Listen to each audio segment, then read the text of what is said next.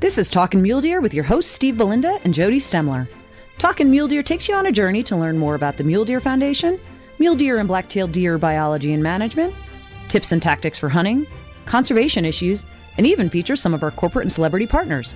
Now, let's start talking mule deer.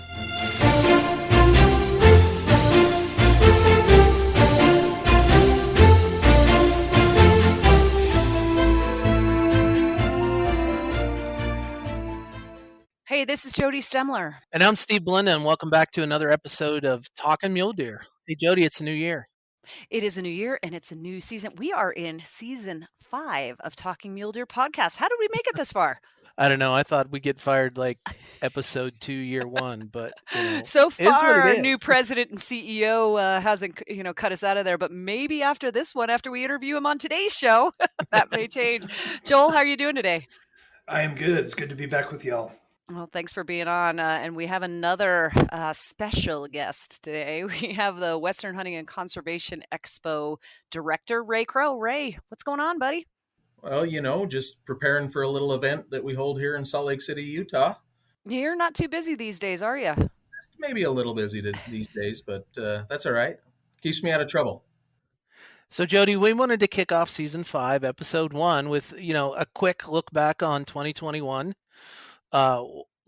Talking to Joel about what's in store for 2022, but we really want to spend this time talking to Ray and Joel about what's up with Expo, what can folks look forward to, what's new and exciting, what are all we going to be doing. I know we've got some stuff on the conservation side that we can let folks know about, but so with that, Joel, hey, we've been doing a lot of end of year reporting in that. So in your opinion, and your first almost full year, How did MDF come through 2021, and what's on the horizon in 2022? Yeah, well, Steve, as you said, it's been almost a year. We're right at 10 months, so it get me through the expo, and we can mark it down as close enough to a year. It's been an exciting year for me, learning everything that we've got going on here, and learning all the people and the great staff that we have. 2021 turned out, all things considered, to be a really good year for MDF. Really good we learned a lot in terms of how to do fundraising while dealing with COVID, but at the same time, we had a number of events. I would say the majority of our events that we were able to pull off financially, they did really well. As you know, we were able to continue to grow our conservation delivery over the course of the year and add staff in that arena. And we're in a position now where we're starting to add some staff to build capacity in other areas of the organization as well. So we're excited about that. And the springboard that we have coming off of 2021 and into 2022 is outstanding. And I think we're going to have a great year, both on the fundraising and the mission delivery side of things. Yeah, I was doing some summary stuff this morning, Joel, and we have 33 active agreements in the conservation delivery world, and 27 of those are active. 3 or 6 from last year that didn't carry forward this year. 3 were completed and 3 were COVID casualties. So, I expected a little bit more attrition, but I'm super proud about it. And, I know that you had a quick learning curve but you gave us the room to go out and do this stuff, and staff performed, and our partners stepped up, and we were able to do, I think it's over 10,000 acres. I know we spent just about $5.5 million of conservation delivery last year. And so it's something I'm real proud about, and I'm looking to 22 to beat that. So. Absolutely. And I think that we can beat that and continue to grow in other areas.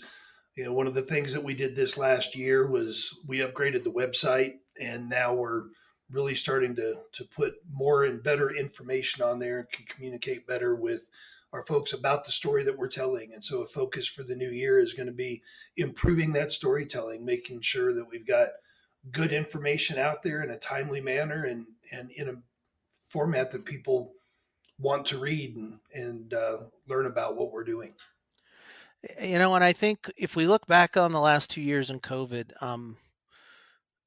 all the issues that brought everyone in the world, we also experienced a significant amount of catastrophic wildfire in a lot of our project areas and a lot of mule deer habitat. And, we talk about things are changing. It seems like fires year round, but a lot of our focus, as you know, we lost a few projects that were planned that we have to redesign and rebuild. But a lot of the work we're going to be doing is really deer work, but also fire prevention, fire restoration work. And I think that's helps with healthy watersheds and people enjoying a landscape that doesn't look like the moon, and taking down hazard trees, and but really giving the vegetation and the deer habitat a chance to get jump started on its recovery back to something that's productive. And I know that with the infrastructure bill that was recently passed in Congress and signed into law by the president, there's a lot of money there. There's for the first time money in wildlife crossings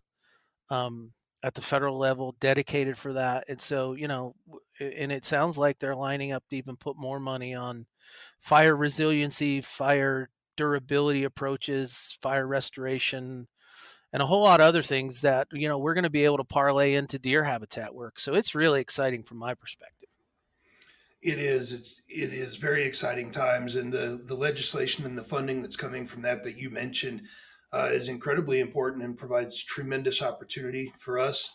And because of the work that MDF's done over the years, and in particular in the last couple of years, I think we are poised in a tremendous position to take advantage of that. We've got the support and the confidence from our partners to be able to deliver on what we tell them we're going to deliver, and the opportunity to design projects moving forward to help deer and all those other benefits that you talked about is right there in front of us, and we'll certainly take advantage of that. Well, seeing what he put on the meat pole last year, Jody, I think True he's story. his first year in hunting the West. I think he had a pretty good year. Joel, why don't you give us at least the short version of what happened last year, and how excited you were to finally to notch that saddle on mule deer. Yeah, I think I was the most disliked guy around the office most of the fall because I drew tags when nobody else did, and I got the opportunity to hunt with board members in Colorado, Montana, and Wyoming, and was fortunate enough to kill a nice mule deer buck in eastern Colorado, a nice buck in uh, eastern Montana, and my first antelope as well in Wyoming this year. But I did get blanked on my do-it-yourself hunt in Utah, so it wasn't all good, and there was some 3 out of 4s, not too shabby. not at all, but I did get the learning curve on how not to do it as well. So Now, guys, I don't know how you feel about Joel joining the 30-inch mule deer club on his first animal, but that's sort of longtime hunters. I don't know. I mean, there's a lot of envy there going on there, Joel. Congratulations on Of course a there great is. fall, great animals, and well deserved. thank you. So, Steve, I was going to bring up that you were talking about conservation delivery and conservation projects, and you mentioned about staff growing. Let's talk a little bit about our conservation program staff, because we have a bunch more people getting on the ground, and that's what's going to influence our ability to get some of this work done and expand our opportunities for projects. Is that correct? Yeah, so we've grown significantly. We at the end of 2021 we had 8 staff. The first part of 2022 we've added 2 more, so we're at 10, and we're going to be advertising for at least 2 more specialists here in the first quarter. So we have gone from 0 to 60 pretty quickly. Really a conservation program that is only starting its 9th year at the organization. Is now a strong core staff with high competency, great teamwork, and allows us to get a lot more work done with the fundraisers, with the partners, with the agencies, the landowners in very specific areas. We are building a model that allows us to capitalize on partnerships. So we don't bear the burden alone, but we also we share the fruits of the success. So we have shared positions with the Forest Service, with the BLM, with state fish and game agencies, and that allows us to get through the bottleneck of capacity from our perspective and from their perspective. It seems like everyone wants to cap natural resource professionals anymore, from from the federal government to state governments to, the ability to raise money to pay for people's staff and travel or salary and travel and other needs. But we all know without bodies in place, without people with specialty, without focus, we can't do what we can do on the ground because it takes people to do that. And so rather than us investing all unrestricted funding, money that's raised from chapters, from members and that, we've sort of gone the partnership route and it's working out really well. We're seeing tremendous benefits at MDF and our partners are seeing tremendous benefits from their perspective. So the dual model is really hard to manage and administer, but I think it's worth it. And I would put our small team up against, any comparable or even larger teams out there. I don't know if we've been lucky. I don't know if I just people want to work for me in the organization. I don't know what's going on out there, but we've had tremendous success. And to all of them that are listening, thank you. You make my job so much easier. You put a smile on Jeremy and Joel's face when we get stuff done and we come in with a new grant and more project work. And I think some of our contractors and some of our partners that actually do a lot of the work are thanking us because we're not pulled 6 ways to Sunday anymore. And we can give them more time, more attention, and have a much better product after we're done with the project. So it's getting to the point where, I'm getting names mixed up, and I think we're getting to the point where we're no longer going to be able to that's use just old age, Steve. That has nothing to do with the larger staff. So I think we're getting to the point where we have to use more than just first names for our email addresses too. There is that too. All right, guys. Well, we need to take a break, and it's been great getting a catch up on kind of the looking back, looking forward. But the main part of what we wanted to talk about today was Hunt Expo. So let's take a little bit of a break. The best hunting stories begin long before the harvest. They begin with the hard work of conservation groups like the Mule Deer Foundation, working tirelessly to protect our hunting traditions.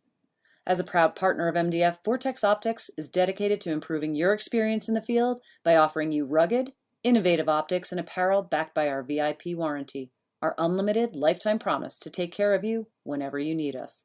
Together, let's ensure mule deer always have a place to roam. The best hunting stories are yet to be told. Learn more at vortexoptics.com. If you're buying or selling a trophy hunting or fishing property in the Western U.S., our friends at St. James Sporting Properties should be your go-to resource. St. James Sporting Properties is more than an elite group of professional ranch brokers. They're also passionate about chasing monster mule deer, highly successful big game hunters, and avid outdoorsmen.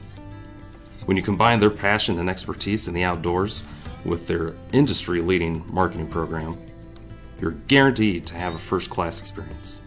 For more information, go to the Supporting Partners page on muledeer.org or give St. James Sporting Properties a call today to buy or sell your dream sporting property.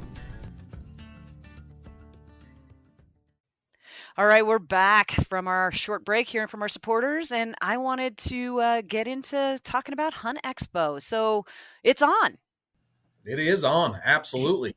It is on. Full So, steam ahead. all right. I mean, not that anybody needs to know it, but dates, times. What's the Well, basics first of here? all, let's introduce Ray to the world because this I is his did first already. podcast. It is his first podcast, but we don't And know about you. Yeah. Ray's been around a long time. I mean, he's starting to show a little gray in his beard too. But Ray, Yeah. you've been part of the MDF team for a long time, and I know in the past recent past you've been made sort of the grand poobah of Expo. So give us a little bit of your history, personal and with the organization, and then just jump right into Expo 2022.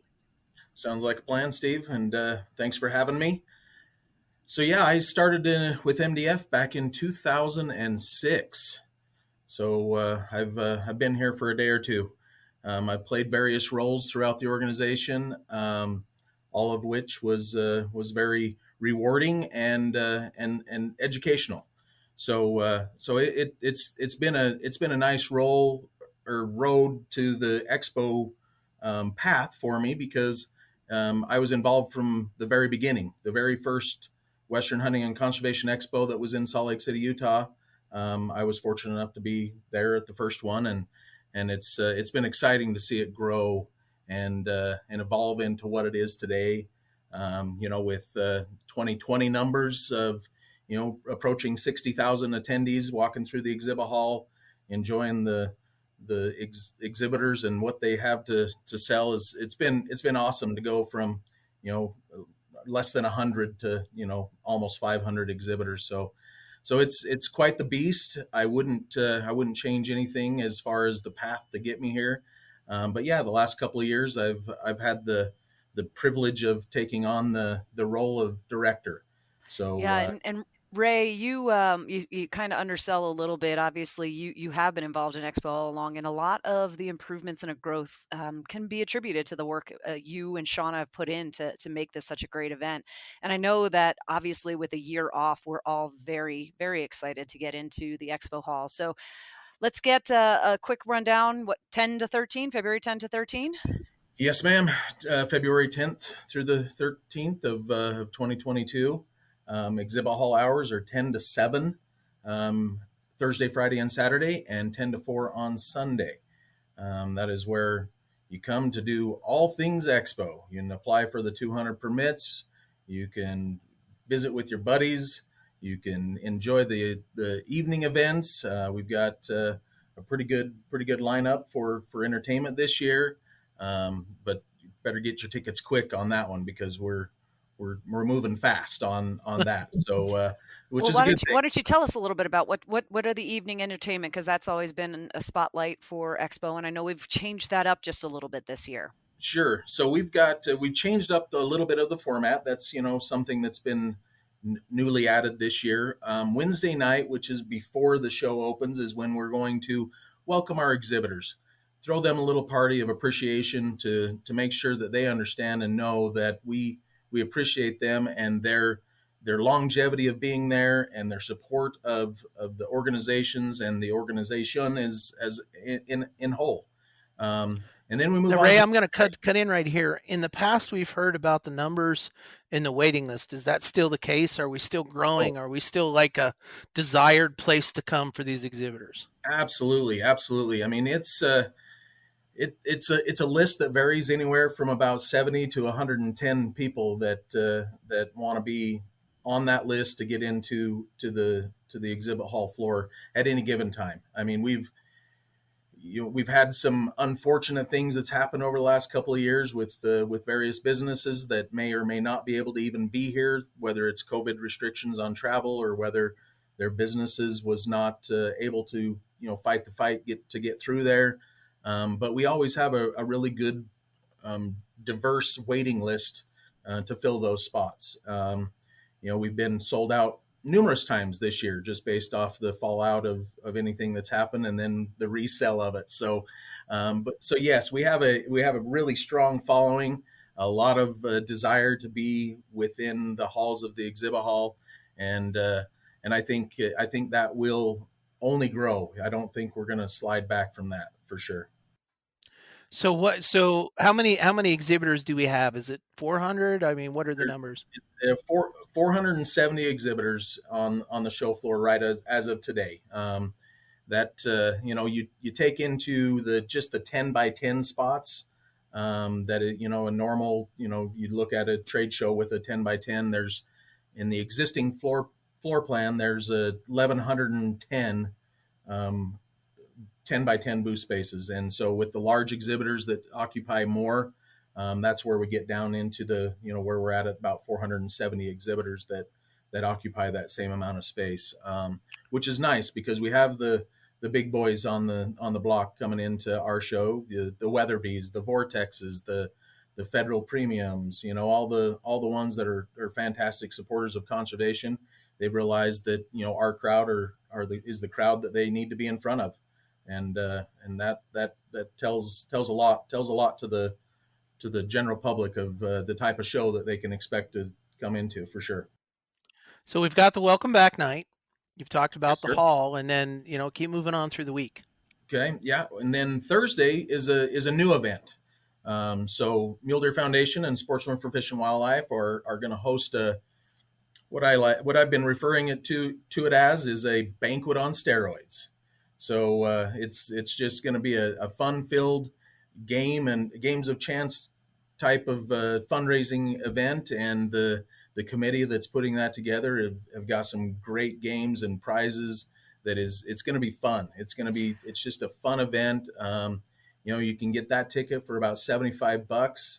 So it kind of, accommodates the folks that may not want to, spend the whole weekend, with the Friday and a Saturday night with the big hurrahs and the big events going on. And so it's affordable, and then they can come and support the conservation fundraising efforts also. So this is basically what people can expect with their normal banquets in their local chapters, but it's on a much grander scale. So it's trying to bring together MDF members, SFW members, others to come in and fundraise, and so it'll look and feel like your standard fundraiser. Is that correct? The standard banquet that people go to? Yep, it's the typical banquet that you're used to going to on through the various organizations throughout. It'll be similar to that, but we will end the night with musical entertainment by Charlie Jenkins. So there's a little entertainment value inside of the fundraising component also. I think we've had him at one of the banquets in the past, right? I remember he's a good local singer, isn't he? He's fantastic. I remember listening to Charlie's. He's a good cover band guy. And then, our one and only, internal celebrity Mike Lauder is going to be the MC for that night. So, we can anticipate to see him push the. He's going to have to break the glass on some of them hats and sport coats that he has and bring out the good ones. So. Oh, I think he ordered a new one. So, I think he's pretty excited. He does such a fantastic job doing that. We also have another event Wednesday night, right? An MDF member event, right? We do. We actually, we're partnering with the Mountain Ops on that night. It's going to be held over at the Marriott Grand Ballroom. There'll be a pretty good fundraising component to it, but it's more driven around a social. But the neat twist this year, with the help of Joel's large vision, is making sure that we grow MDF memberships. And so we came up with a price of admission, and that price of admission will get you an MDF membership. So it's kind of a cool event to not only expand onto what MDF's goal is for growing membership, but we'll throw in some fundraising, we'll throw in some social, it's a kickoff party is what we're kind of calling it, just a MDF kickoff party. And as Uncle Eddie said, that's the gift that keeps on giving. There you go. Exactly. So then comes the big days, the Friday and the Saturday. I mean, we have. So before we jump into that, we've got to take a break and listen to our supporters. You could just keep going, couldn't you? Yeah. Ray? I know. But we'll save the best for the next part. We do need to hear from our supporters again. So when we come back, we will dig into our Friday and Saturday events. Elk, sheep, big old muleys. Not a problem for the 27 Nosler. We packed it with more downrange punch than the 300 Win Mag. We designed it to be flatter shooting than the 6.5 PRC.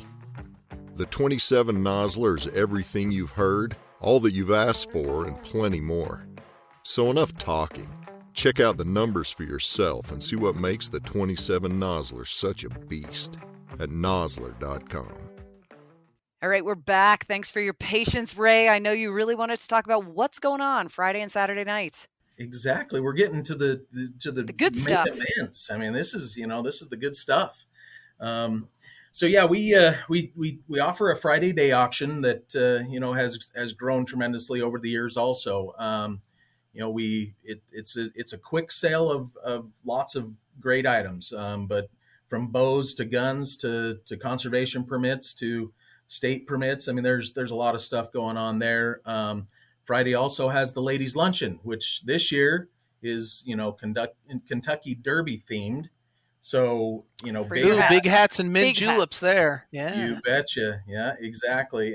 They're pretty excited about getting that off the ground and rolling too. So it should be fun. It should be a really fun event. But then we head into the Friday night. I mean, this is where, you're going to see all sorts of people in the room. That's from evening gowns down to t-shirts and everything in between. But the mindset is it is our conservation night. We're hyper focused on what both groups have done for conservation. We want to highlight some individuals or groups that is good partners for that, and then bring on the big auctions. And this is where a lot of the large state tags and large conservation permits from Utah and those type of offerings are sold that night.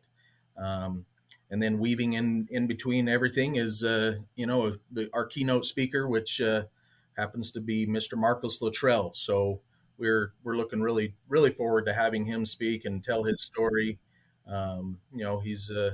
He's got quite the story to tell. So it'll be fun to listen to him for sure. So that sounds like a good night. Yeah, it's going to be a good night. I mean, the auctions are going to be long, but it's our conservation night. We want to fundraise. That's the element. Well, and before we get about raising money for conservation, it all is absolutely. And before we get over to Saturday, there's a different thing that we're trying to offer and expecting to host during the day on Friday, and it ties very much into that conservation theme. We're holding our first Mule Deer Summit that day. Joel, Steve, do you want to give us a little overview on what that's all about? Yeah, I'll just set it up and let Joel take it home from there. But we wanted to do this a couple of years ago. And as Jody, it was going to be in June 2020. Yeah, you were part of the planning team. It was going to be 2.5 days of basically mule deer and black-tailed deer focused, really giving us some ideas and strengthening partnerships on where MDF can, basically fulfill our mission and help deer out. And it became a COVID casualty. So it's been one of those things, as we know, during the pandemic. Do you keep putting that off, given how urgent and needed this type of event is? So when Joel came on board, I updated him on where we were, and he took it from there. And with that, I'll turn it over to you, Joel, to bring that one home. Yeah, this is a event, a session that I'm really looking forward to. I had the opportunity last week to address the commissioners during the Western Association of Fish and Wildlife Agencies about the threats to deer populations, the threats to management of deer populations, and the opportunities there.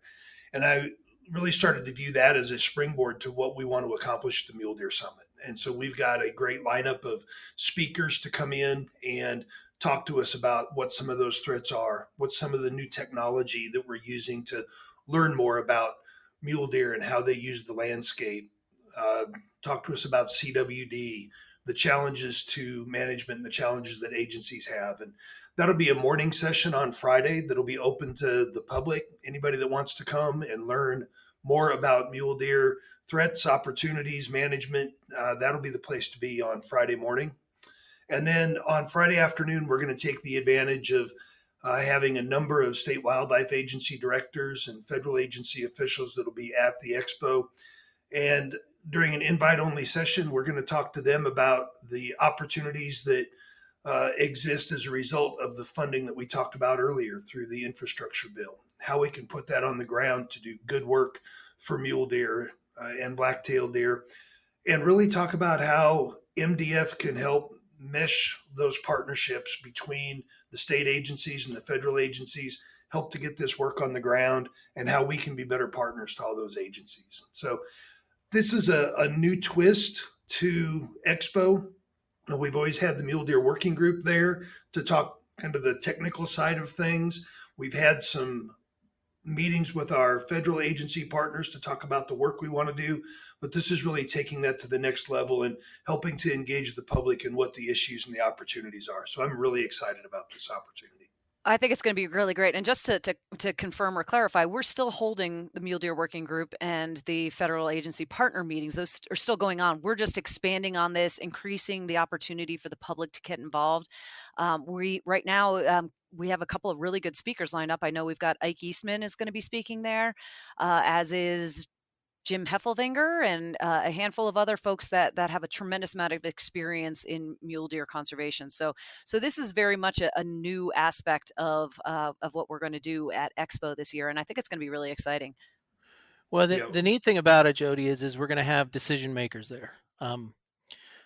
As you all know, in bureaucracies, sometimes taking things from idea to proposal to action involves many layers. And so by bringing in people that can make decisions and set course of action, that's going to help us know where we should and shouldn't work, what we should focus on, but also be told some things that we may not want to hear. What do we need to do better?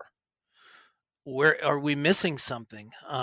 We don't think we are, but unless we ask, oftentimes we're not going to know that. And the other thing is we're going to utilize technology. We know that COVID has really thrown traditional ways of doing business for a loop, so we're going to be able to try to use some technology. And I think Ray's setting up the ability to stream the morning sessions. So that'll be exciting for folks that want to get on their internet and their internets and to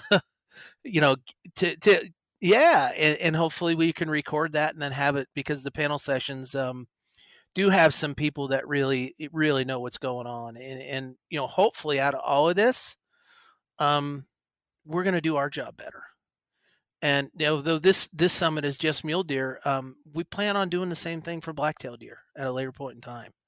We cannot forget that there are 4 states in this country that have black-tailed deer. We have 2 different subspecies, and that we need to step up our game there. So it's exciting for me because, being a biologist, I get to talk biology again rather than some of the other things that I do. And, I will be moderating the panel, so I get to ask questions of my peers that sometimes I don't get to do. But it's exciting, and I know that we're going to try to do this regularly. I don't know if we're going to be able to pull it off every year, but I know that from the commitments we've gotten to date, it is something folks are interested in coming in. And we're talking, high level folks. We're talking about folks who have 60, 70 requests of their time every week. So. Yep, it's going to be great. So we need to take another break. And then when we come back, we're going to hear our last exciting day from Ray about what's going to go on Saturday. So we'll talk to you in a minute. For 3 generations and over 75 years, Weatherby has remained dedicated to excellence and innovation in producing quality rifles, shotguns, and ammunition. With 15 cartridges and unmatched ballistic superiority, know that nothing shoots flatter, hits harder, or is more accurate. Carry a Weatherby on your hunt of a lifetime and know you can depend on it to get the job done. At Weatherby, we exist to do one thing: inspire the dreams of hunters and shooters. To learn more, visit weatherby.com. All right, we're back. Ray, I was focused there on Friday. I was figuring it was probably easier to think about it in calendar form just rather than separating it out into, to the expo versus the conservation programs, because that's not that way at all. We're integrating everything this time. So Saturday, it's all intertwined. So it's all good. intertwined. Exactly. And that's the way it should be. So we've got Saturday, February 12th. I'm assuming we are starting that with our regular Mule Deer Foundation volunteer recognition event. Is that correct? That is correct. Yeah, it's that's another event that's it's kind of a weird time frame to do it in the morning as a breakfast, but with all the rest of the fun activities that go on through the weekend, you kind of have to take it where you can get it. And this year, I can see the numbers trending higher than we've ever had. So it's going to be fun. It's going to be great to be able to see these people in person again. Give them some awards that they are well deserving over 2020 that they weren't being able to be recognized for, and then roll into the 2021 that, even under some of the circumstances that 2021 brought us, we had some extremely well visited, well played out events that raised critical money for wildlife. So it's going to be nice to see these people in person and spend a few hours with them to recognize their conservation efforts for sure. Hey, Jody, on that one, when people ask me, what, should I go to VRE? I always say yes, but I say take your deodorant, because there's a ton of sweat equity in that room. And, we need to make sure that maybe that's for you there, Steve, but no, boots on the ground. These are the folks that do it. And this is the chance to show. I mean, we've got chapters who put in hundreds of hours of work on projects. And that's a pretty important part of our of the organization, the volunteerism, but it also adds value to the work that you're doing in the conservation programs, because that in-kind work, that volunteer hours are help us to magnify the funding that we have for conservation projects, because we can help do some of the work through the volunteers that we have as members. Yeah, You so bet. we have in a lot of our larger landscape level projects and grants, we have match requirements. We also have a philosophy that every dollar or hour spent, we want to leverage to, be a force multiplier. So, we average somewhere between $8 and $10 leverage for every dollar that we spend. So we can take a local chapter rewards, fundraising, or a project, use in-kind match, that volunteer hours, the labor, or the funded direct funding, and get a lot more done. So we meet the local needs, but then we start looking at the larger needs too, the regional issues, the priorities that exist out there from a deer herds perspective, or from a restoration of a watershed or a landscape. And that's exciting, because we're already coming to the table with our own contributions and skin in the game before we go asking our partners for this. And they really appreciate that. Sometimes it's required, sometimes it's not, but we always offer. And I think then we can build on that. So a small project turns into a medium project, turns into a large project. And that happens because of the local start. And that's exciting. Yep. So the VRE is also a chance to recognize our outstanding volunteers of the year. So not just the total numbers of hours, but individuals who've gone above and beyond within each state. So that's another Yes. really exciting one, because these people are absolutely the most passionate, down to earth, kind people you'll ever want to meet. So that's always one of my favorite events for sure. Even though it's early morning, you have to get up and be ready for it, but it's still a very good event. Yes. All right, what Yes. else have we got going on Saturday during the day? Looking at the schedule, we've got some other ancillary events that go on that are just kind of part of what make Expo what it is. You bet. The next event following that one is sheep camp. So, they come through with about 15 sheep tags that you have the opportunity to come in and win. Some of them you have to be present to win. Some of them you don't. But they always pack the room full of people to get their that chances. Are praying, hoping one day to finally get that sheep tag. I know that's one of me, so that's why I'm sounding so.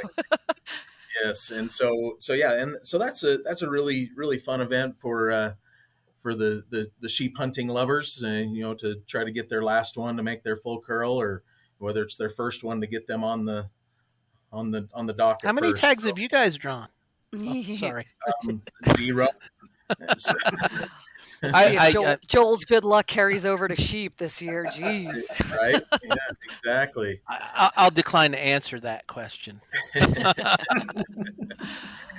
we've also got some. We're going to be hearing some loud noises going on the floor, both Friday and Saturday. Is that correct? There's a little bit of noise coming from the duck and goose guys on Friday. And then Saturday is when the ducks, the gooses, and the elks are all going to be, out in full force. So yeah, we have our vice chairman of the board is graciously accepted to be able to kind of lead the elk calling contest. Chad Shearer is a world champion elk caller himself, so I think he knows what one's supposed to sound like. He sure does.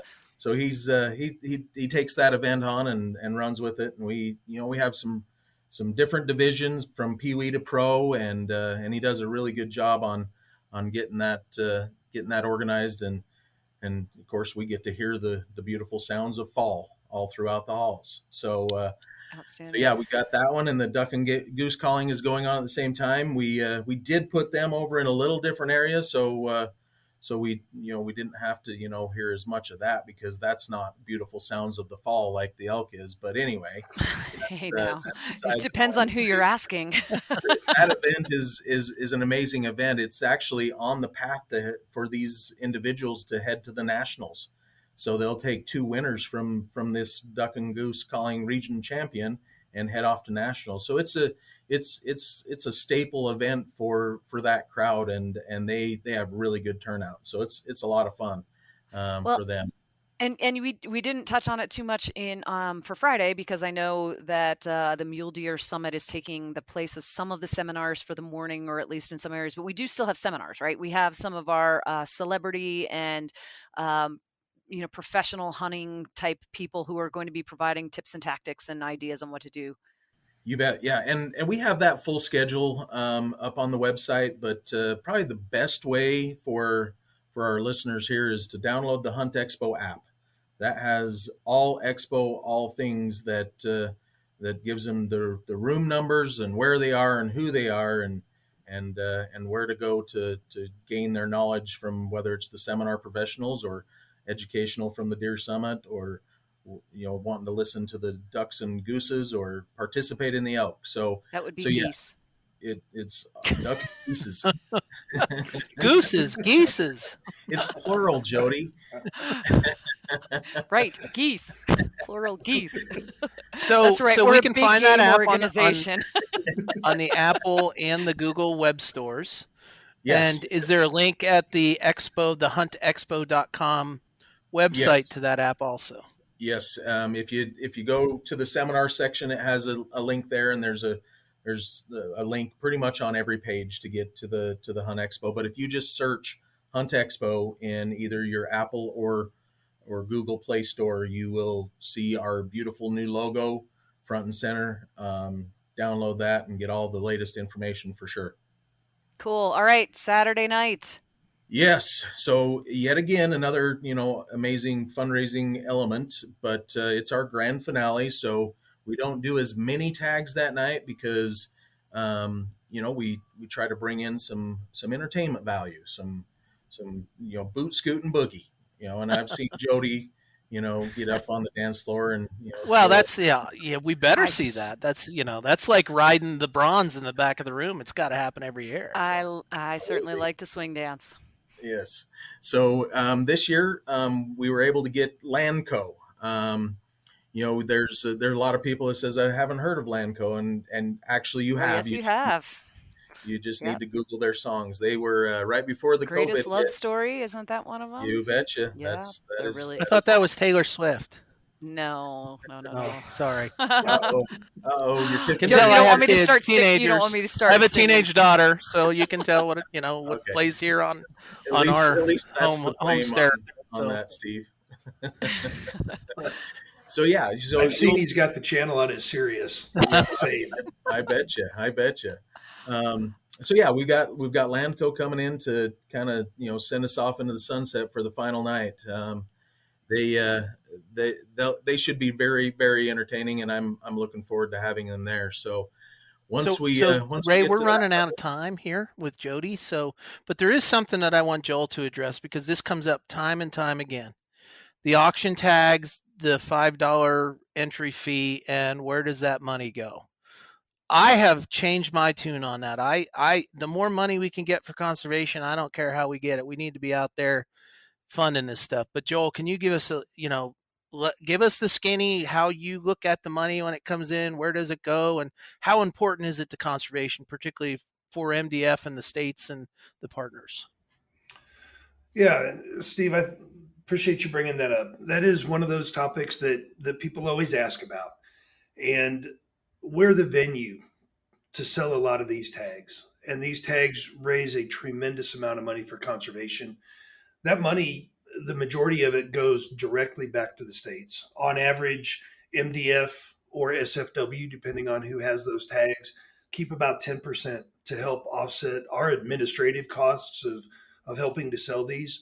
But it goes back on the ground. And for example, one of the ways that goes back on the ground is here in Utah, through the sale of the conservation permits and the 200 tags, MDF was able to contribute $1 million towards a new land acquisition to make a new wildlife management area in the state of Utah.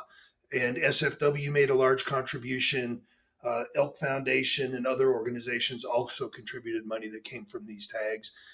But other states do it as well. And so when these tags are sold, the money goes back on the ground, typically for the species that the tag is for. Sometimes to wildlife conservation in general.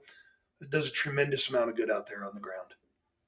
And so you mentioned the 200 tags. We all know that for $5 per entry, you can get a shot at winning one of these tags that Utah provides the organizations to basically raffle off. Everyone, that's not limited to how much money's in your pocketbook other than your $5 entry. And, I have friends that have won sheep tags with a single entry. So we often get asked, okay, where does that $5 entry fee go? Can you just give us the quick 30-second version of how MDF handles that $5 entry fee, at least the portion of the funds that we get out of that?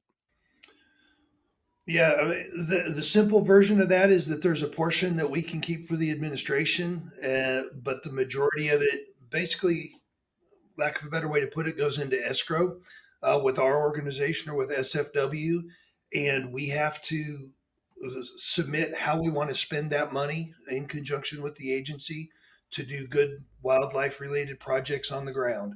The monies from those permits, the 200 permits as well as the conservation permits, are audited on an annual basis so that everybody knows where that money goes. There's documentation that we keep up with and share with the state that says this is what the money's going for. So there's no secrets in how that money's being spent.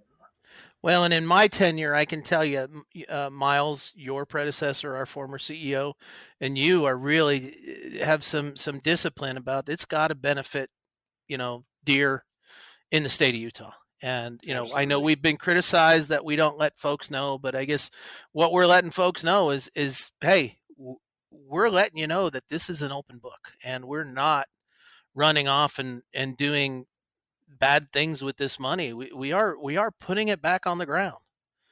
Absolutely. And we are proud of that. I mean, that Cinnamon Creek property that we were able to contribute to, one of our staffers said that's the highlight of his career so far. That's a huge deal. 8,000 acres that's going to now be open forever to the public. Not Right. just the people of Utah, but the public in general. So, and not just to the people that purchased the tags that helped right. to That's fund right. that. Yeah. Once again, sportsman's carrying the load, and I know we've got to wrap it up here, Jody. So, Ray, any last words? We can go to huntexpo.com, get the app, join the Mule Deer Foundation at muledeer.org. Anything else to add there? Yeah, all the above. Yes, huntexpo.com. Get registered, buy your day pass. There's a component in there that you can get some memberships. So, all things good at Expo Land. Yeah, and I probably should be the bearer because I know you don't like to do this, but there is a COVID protocol statement on there. So just make sure you check that on the website before you come to see what the rules we have to abide by based on the Salt Palace. But everything else in there is on that website, has tons of good information as well. So and Jody, let's not forget that we're going to have a Talking Mule Deer set up on the second floor outside of the exhibit hall. Come by, say hello. We'll be doing some live stuff. We'll probably be doing some recordings. And so, we'd love to hear from you. And, you'll see our banner and you'll see the kiosks that we have set. We'd love to hear from you. absolutely looking forward to getting back into the expo hall for sure. It's been way too long. So, and because I wasn't actually able to be to the 2021 myself, that was right before things crushed down, and I was out of town with my daughter. So, looking forward to spending time on expo floor. And great talking to you, Ray. Thanks for finally getting on the podcast. I'm surprised. I was shocked when I heard that we hadn't had you on there before. Joel, good having you on again. Thanks, guys. Until next time, this is Jody Stemler. And I'm Steve Belinda, and thank you for Talking Mule Deer. Thanks for Talking Mule Deer with Steve Belinda and Jody Stemler. The Mule Deer Foundation is the only conservation group in North America dedicated to restoring, improving, and protecting mule deer and black-tailed deer and their habitat. MDF is a strong voice for hunters in access, wildlife management, and conservation policy issues. To find out more, visit www.muledeer.org and stay tuned for the next episode of Talkin' Mule Deer.